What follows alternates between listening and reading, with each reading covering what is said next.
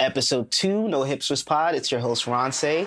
And this week, our co-host is a good friend, Alex, who's a host of her own podcast, What You Want to Call It. Alex, say what's up. Hey, y'all. I'm so honored to be here. I'm really, really excited. Ronce and I have been friends for a while now. We always talk about our ideas and bounce ideas off of each other. So I'm so glad that we can collaborate today. So I'm so happy to be here. Yep. And so this week, there's a lot happening.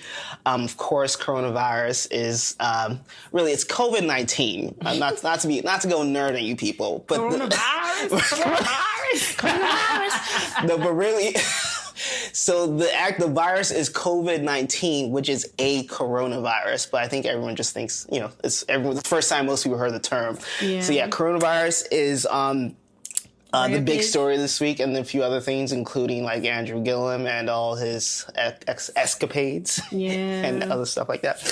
So yeah, let's start with COVID-19 and how it's ruining everyone's lives. Alex and I are actually coming to you from our quarantines. Yeah. Respective quarantines. It's really depressing. It's actually very depressing. I don't even know where to start. Like, fortunately enough, I want to just thank God, because honestly, I've seen how it's affected small businesses. I've seen how it's affected people in general. And it's sad. Fortunately enough, we have jobs where we can work from home, but everyone does not have a job where they can work from home. So they're losing money, you know.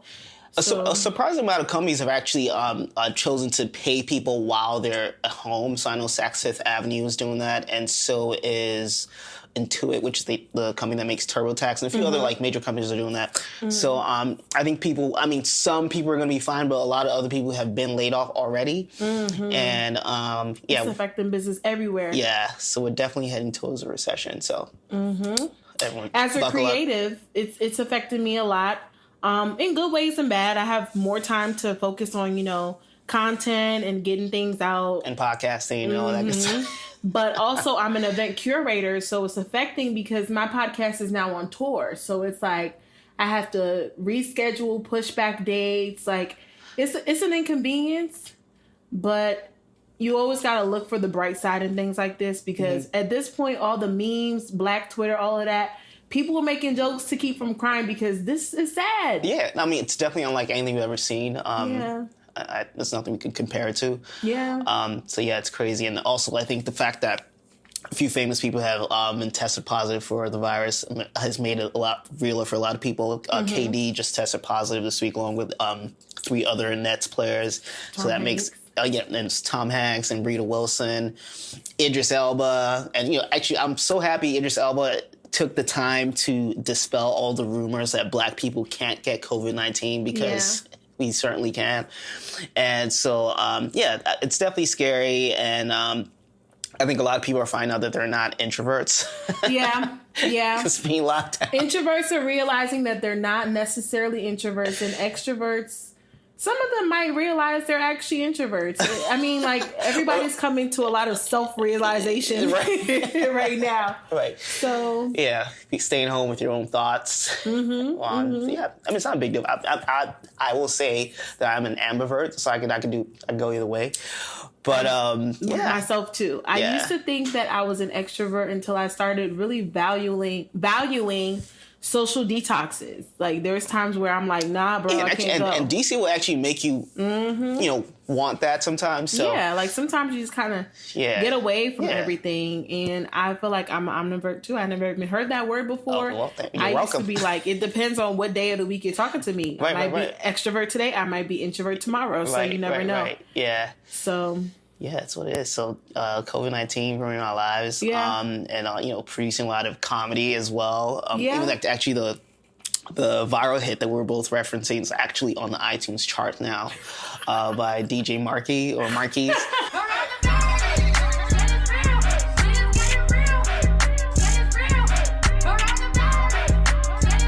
And so, it's a real thing. And so, I think it's definitely weird. I'm kind of, I don't know what's going to happen. First of all, it's ruined my birthday plans. My birthday's actually And I feel so bad. I feel so bad for people who have birthday plans. Like, I'm thinking, I feel like initially everybody thought very selfishly, like, I'm a young person. I'm not going to die. I'm going to get over it. Not thinking about, like, our family members, our parents that are older. Yeah. A lot of us at this age have kids. Like, people who are younger and older, they can die from these things. Right. So we're like, oh, we can get over it. But what about our family members? What about our friends? What about our neighbors? Right. And also, everyone, like, you can be young and still die if you're immunocompromised, and you don't know how healthy you are until you actually get sick. Until it actually hits you. You might think, "Oh, I'm really healthy," fine, but you don't. I mean, do you really know? So exactly. I don't think that should be anyone's position. Oh yeah, I'm young, so I should be fine. Nah, you don't really know that. Exactly. So, and even if you're fine, it's kind of selfish. So it's very selfish. Yeah. I mean, I'm not going to sit here and act like my initial thought was, "Oh yeah, I'm gonna be all right," because your first thing is like, "I'm gonna be all right." Right. Then you have to look at the bigger picture. Like at a certain point, I was like, I was like, oh, if I run out of groceries, I'm gonna run to my mama's house. What if I have it and I give it to my mama? There's so many things to think about. A lot of these, so the NBA players aren't really showing symptoms and they're testing positive. So that, I mean, it wouldn't surprise me to know that there are tons of young people out here. Celebrities are getting tested because they're celebrities, so they're trying to see their status. But a lot of people walking around. Well, I think Idris Elba was exposed to someone who had it. So we think it's the First Lady of Canada. So they were at because he was explaining in the video that they were at that he was exposed to someone who was famous, and they were at a charity event just 2 weeks ago. And so when he saw that in the news, he figured he'd get tested, and there you have it. Wow. And Tom Hanks and Rita Wilson were actually sick. That's why they got tested. But a lot of other people was just out of precaution, was exposed to someone who had it, so maybe. Yeah. Yeah, and then, of course, celebrities run into a lot of people. Yeah. Often. Right. So it makes sense that a lot of famous people would have it because, Yeah. They travel. I mean, I'm not famous. I run into people all the time on the metro, at work, True. And my headquarters is the dirtiest place. I always know if something's going on there, I don't even want to be there. So I'm okay with working from home. But I will hop on my brat horse and say working from home with an option to not work from home is way better than working from home by force. Right. Because I feel like I'm on house arrest, and I don't like that. Yeah, it's definitely different. But, yeah, I'd rather be there than the office any day. I'm definitely grateful to have a job. Definitely grateful to have a job that lets me work from home. Definitely grateful to have a job that helps me and allows me to still channel my creative juices. So right. I'm hopping off my brat horse right now, and I'm being real with y'all. So yeah, just trying to make the best of this quarantine. I'm focused on myself, focused on God, focused on my gifts, growing it. And yeah. The virus is actually inspiring a lot of nutty behavior as well. Keri Hilson exposed herself to be a conspiracy theorist. A 5G truther, if you will. Yeah.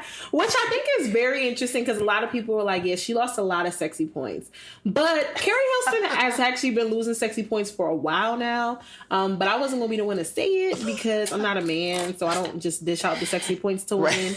But I will not. I mean, she lost none with me. I think I've always thought she looked really. I mean, she's a very attractive really woman. Yeah, she's beautiful. Yeah, I think she knows it. Yeah, the biggest mistake she ever made was picking a fight with Beyonce. Actually, and she never really recovered. She always from that. does. Yeah, she always does things that are kind of beyond her means. But then again, sometimes you just gotta seek for attention in Hollywood to keep the attention on you. So I'm not mad at her. I'm not mad at sis. Get your attention how you get it. It's so weird. I mean, it was some shit about how she put grouped 4 different articles, but I'm not sure that they all kind of correlated because 5G, yes, people do think it can be dangerous, but I don't know that coronavirus happens through radiation. But I will tell you that there's a whole lot of very interesting conspiracy theories. I don't think that 5G is the cause of coronavirus. I do think 5G is something that we should kind of think about. Not to say that it doesn't cause any harm, but I just don't think that it's causing these coronavirus effects. So yeah, she needs to chill. Yeah, I really hate that she did because it was just a lot of people were upset about that. And out of all people, I didn't expect it from Keri Hilson, but here we are. Yeah, and I feel like to me it's just another example where publicists are kind of still necessary, but people think that they aren't because they have social media and they can reach everyone right away. But really, if you had a publicist and you didn't have this like medium to like just communicate by yourself, that message would have been stopped early. Like, why? Yeah, like, as a celebrity, you have to really be careful what you put out there, because you could put out an inch and then everybody else is going to take a mile and twist it and turn it all types of crazy kind of ways. I mean, there was nothing to twist. The message was crazy in itself. Yeah. It didn't need no twist. It had a twist of its own. I mean, it was really kind of embarrassing, but no. Okay. But no one's heard from Keri in a while, so for her to jump out like that, I mean, some people are more attention seeking than we think, so. I wish I thought it was like an attention thing. I think it was just someone just tweeting. Yeah, I think she was just kind of just. She thought she was like informing the public, and unfortunately, she got roasted. But yeah, she did get roasted. Yeah, 2020 just won't quit. 2020 is really aggressive. It's super aggressive. I definitely want to throw it away, and we're only 3 months in, so. It feels like we're like at the end of the year already, but and I don't even know how to feel for the rest of the year, because at this point I'm numb. Right. I mean, and this whole COVID-19 thing is actually going to last at least another 2 months. Probably a lot longer, but I think like it's going to be this bad for a while. And you have to start worrying, like, are we going to have food? Yeah. People, like, the grocery store is going to be supplied at all, but we shall see. But I'm trying to keep my spirits up. Even though we might be living in our last days, I'm trying to keep my spirits up. And if you're like me, you're probably getting like, excerpts from Revelation sent to you by your parents. Oh, yeah. WhatsApp. I got to delete the app again. I hate that app. Talk about Hotep's conspiracy theories.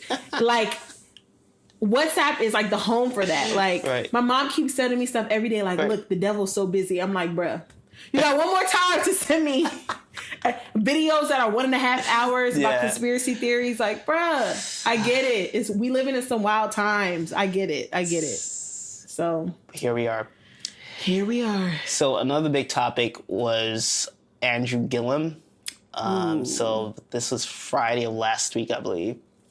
He was found in a hotel, inebriated, and mind you, this is a man who was almost the governor of Florida, and really, if not for voter suppression, would be governor today. Yeah. So, former gubernatorial candidate, current CNN analyst, married man with 2 or 3 kids, I believe, and 40 years old, and he was in a hotel room with a 30-year-old man who was overdosing on meth. Now, the appearances are, bad enough, but it turns out this man, I mean, of course, the innuendo was already there. Like, why are you in the hotel room with the man? But then we find out that the guy was a prostitute and an adult performer, aka a porn star. Yeah. And was also, really has, like, all types of, like, if you, like, that day, the day the news broke, like, you didn't have to, like, if you click Andrew Gillum's name, you're seeing all types of, like, pictures of the other guy. So he's, like, a porn star for real, right? And they're in a hotel together, and at least at the moment, in the hotel room together. And then he's like explaining that he has like he was there for a wedding with the guy. It looks bad. His political career is definitely done. Like I don't see him bouncing back from this one. Like, this is like super duper scandalous. And if politicians always have scandals, but this one is a lot. No, this is really bad. This is a lot. And the reason why it's not like the headline everywhere, like 5 days later, is because we have like this, coronavirus. Yeah, we have someone else to care about. Coronavirus! Shit is real! But I just feel like I'm not going to add more pain to injury, if that's what people say, whatever. Insult to injury.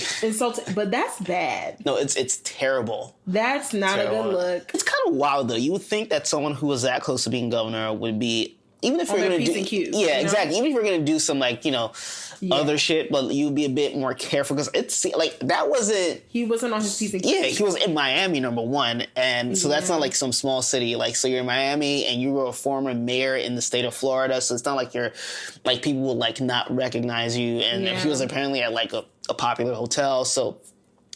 He didn't do a good job at all. I can't even say I feel bad. I'm just going to say sorry to that man. Right. Sorry to this man. You can't really feel bad for him because he's doing dirt. He's hurting. He's hurting his wife. Yeah. But I'm just like, damn, homie, that's a really bad look. Yeah. Like, I don't even know. Like, it's unfortunate. Very unfortunate. I mean, my heart goes out to the wife. That's who I'm most worried for. Like, I mean, as a woman, she didn't ask for any of that. Yeah, as a woman, that I don't want to say scared because I'm not one to live in fear, but it makes you think, like, damn. Right. Because I'm pretty sure she probably didn't think it could be her. Right. You know, right. So it's just like, that's wild, B. I'm just gonna pray for the family because he's in some high waters right now. So he's definitely done. But. Yeah, his career, all of that, it's not a good look. At least if you was caught with a woman, you might be able to recover from that. But which, unfortunately, that's the thing. Yeah. You know, Monica Lewinsky. Like, let's be real. If it's a woman, you can bounce back from that. But a man, I don't know. And I guess, and then that raises questions about homophobia and how much it plays into how we look at these things. But there's a societal aspect to it. I get it. I mean, but I don't doubt that what you're saying is true. Like society, of course, is gonna be like, okay, well, he cheated on his wife. He can apologize, put a Band-Aid over it. They'll get over it. But I don't know. So it sounds like two layers of dishonesty. Like, you're cheated, but you're also lying about who you are. Yeah, and so, it's just like it's a double whammy. So, yeah. Hate to see it. Again, sorry to that man. No, sorry to that wife. Right. Yeah, really. It's really, I mean. He made he dug his grave. He gonna have to lay in it, you know? Right. So. All right. Yeah. Yep. That's wild, B. Ooh, God forbid that ever happened to me. Lord, please. Because that's a lot. All right, let's talk music. The Box by Roddy Ricch. I love it. Oh, I didn't even get to finish my. I was gonna ask. My question was gonna be who actually likes that song, because it just logged. It just logged a 10th week at number 1 in the Billboard Hot 100, and I'm like, who actually likes this song? Let me just say that I don't need a song to be like deep or like super lyrical, but like, I mean, okay. So music nowadays, first of all, I don't know what these young rappers are rapping about. I'm not even that old. I'm young, but I just feel like my soul is old. So I listen to older music and I'm more attracted to older music. So nowadays with the young rappers and stuff, half the time I don't even know what they're talking about. But if it's catchy, I'm listening. And song, that's my thing. Catchy. I don't think it's catchy. On, no, I'm all about. Listen, I'm a huge Young Thug fan, and he barely says anything, especially like early in his career. Some of this catchy. Like this song is catchy. I literally was in New York this weekend, and I remember going to the bathroom, and after I used the bathroom, I felt so much better, and I came out, and I'm looking for snacks, and, like, I'm whispering under my breath, like, she suck a nigga so... And before I could even grab the chips I was reaching for, somebody's like, got Cash App, and I'm like, oh, shit, it's lit! Hey... Or like another time, I was literally walking around subconsciously. I don't even know what's coming out of my mouth. I mean it. The next second is and I'm like that must be the draw, the little like squeak in the beat. And I'm like, who even thought about this squeaky ass like? I think about sneakers in a gym, like in elementary school. Yeah, like who thought about that? Like a creaky door or something. Yeah, like who thought about that to be on a beat? Well, Timbaland has done things like that in the past. I get it. And Migos, they always have like the weirdest ad-libs and sounds. But even Cardi B, but I'm just like, bruh, this song slaps. Like the young folks say, slaps. Well, this is hitting. Right. That seems to be consensus because it's 10 weeks and number 1 probably is going to do like 11 or 12. I don't get. I've tried my best to like the song because I don't want to be the grumpy old guy who like complains about a popular song. But I don't get it. I literally woke up this morning and Lord, please forgive me. Before my devotion, I opened my eyes, I opened my work laptop, and I was like, Alexa, play The Box by Roddy Ricch. I was just in there just jamming. And then the songs that came on after, because like she plays similar music, I didn't even like it. I was like, okay, Alexa, stop. All right. Must be something about The Box. But no pun intended. Let's talk about Tiana Taylor. We Got Love. The video dropped this past week. Dope. And every time she dropped, first of all, her videos are good, but her songs are so good. Yeah. And I just don't know why she's not more popular. She's underrated. She's definitely underrated. I think she needs an image overhaul because, like, I think if she spoke different, I mean, not that you have to, like, everyone has to be super polished, but I just feel like there's something about her that just makes it hard for her to break through because the music is amazing. Yeah, I don't know what it is. I will say one thing that Tiana Taylor has down pat is sex appeal. Right. She has tremendous sex appeal. She's good looking and, you know, she can sing. Yeah. All the songs are actually, like, well-written songs and, like, have strong melodies. There's no reason why she shouldn't be a bigger star. I agree. And even for, like, a millennial, like a married millennial with a kid, like, she's doing a damn thing. So I don't know what it is, but I guess society is what, I don't know. I mean, first of all, I don't think, like, you know, being popular in the music industry is, like, an exact science. I mean, clearly with rocks being so popular. What is a science? That's the thing. There's no, like, we can't gauge it. Yeah, I mean, I think there's a bit of luck involved, and sometimes maybe it's just a bit having just the X factor, which could be luck as well, but just having something that connects with people because I don't get it. Yeah, her latest video, I will say, was some dope shit. But also, I'm probably biased and the last two videos as well. It was giving me kind of Erykah Badu type of vibes. I don't know. It was great. Yeah, I thought it was good. Powerful. It gave me black love. If any and everybody knows me, the one thing I stand by is black love. So it gives me black love, black family. Her daughter's in there. Her husband's in there. Like, it's giving Africa. It's just giving black power. Like, I love it. Yeah. Unfortunately, it's just not making waves like you would hope it would. But I mean, you never know. Some things take off faster than others. So we'll see. Let's hope. Yeah. All right. Winners and losers. Alex, who's your pick for the week? So I'm going to start with losers because I always start with bad news first. And I wanted to say Antonio Brown, but his lady might actually be the loser. But let's get into Antonio first. Yeah, let's get into Antonio first. First of all, you done dragged this woman through hell.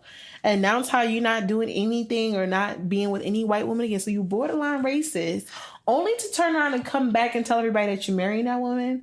Nah, she's a fool. She's a fool for allowing that man to drag her and then allowing him to come back and be her man again. No, you're not about to drag me and then think that we're going to live happily ever after. No. So they might both just be losers. Okay? Because I don't think Antonio's a winner either. But then again, mental illness is real. So, like, I'm not going to sit here and drag them too much. Maybe a light drag. Both of y'all crazy. Boom. Winner, Jhené Aiko. Love her. She's beautiful. Keep people speculating. Make people mind their business. And that's the thing with Jhené. She's clearly back with Big Sean. Even if they're not together, something's working. And at the end of the day, they could be friends again. But, that's good. And everyone, but the likelihood is that they're back. Yeah, I feel like they are back. Either way, whatever they are is working for them. And they both seem happy. So to me, mind your business. Everybody mind your business. We're good. If we're good, y'all shouldn't have nothing to worry about. Right. And that's my thing. Like, y'all be asking too many questions. Y'all be a little too nosy. Just let me live my happy life with my man because I know he's supplying her with something because he's back and they back. So she's quarantined right now with a gang of friends and her man, Big Sean. So at this point, she's the winner of the week. Oh, fair enough. So my loser of the week, of course, is Andrew Gillum. There really was no competition. Yeah, that's bad. He really, has potentially not only thrown his political career away, but possibly thrown his personal, situation away. Like his personal life, his family life has been thrown away with that little stunt last week. I don't know how he's going to bounce back. Yeah, it's just incredibly reckless, and it's just sad to see someone who was kind of a bright young star, and who I think a lot of people had expectations for him as far as like his future, and he ruined it. Yeah, it's pretty much done. So undisputed loser of the week, and our winners, I should say, will be John Legend, Chris Martin from Coldplay, and all the other musicians who have provided us with live concerts. Yeah, during the quarantine. Your skin, oh yeah, your skin. Turn into something beautiful. That's dope. Yeah, no, really, really was good. The Chris Martin's show was really, really good. So, just bring a little cheer while we all, Definitely. Can I add to the winners? I feel like there's a lot more winners than losers. Listen, rules are made to be broken, so go ahead. I feel like a lot of people, like just based off of that, like just piggybacking off of that, a lot of people, even though we're down, the world is down. Like it's not just America, it's not just Asia, China. The world is down right now. But I feel like we're able as people to adapt. And I've been seeing a lot of people coming up with creative ways to make money. I also see a lot of personal trainers coming to the rescue. Like you would think that, you know, they're just like, you know, out of business and stuff, but they're coming together with online workouts and they're giving them out for free. Like, you know, people are working and making sure that their fellow man is okay. Yeah, like, I think the COVID-19 outbreak has shown people, you know, that, and has I guess brought out all the charitable qualities out of a lot of different businesses and people. I think that everyone who's able to adapt and make business or build their clientele or be creative or see the light or look at things on the bright side during this gloomy, heavy time, y'all are the winners. Facts. So episode 2. That was that. Alex, thank you so much for stopping by. Once again, her podcast is called What You Want to Call It. Plug all your social media handles before we go. Yes, so you can find me on Instagram. That's the main social media I'm on. I can't keep up with the young folks. I do have a Snapchat. Instagram is Olexie. That's OHLEXSEE. That's also my Snapchat. I don't use it as much unless I'm using them bomb filters. But yeah, no. I definitely like people sometimes. So feel free to DM me or, you know, give me your opinions, topics, questions. I'm very open. Alrighty. Episode 2, No Hipsters Pod. I'll see you next time. Bye.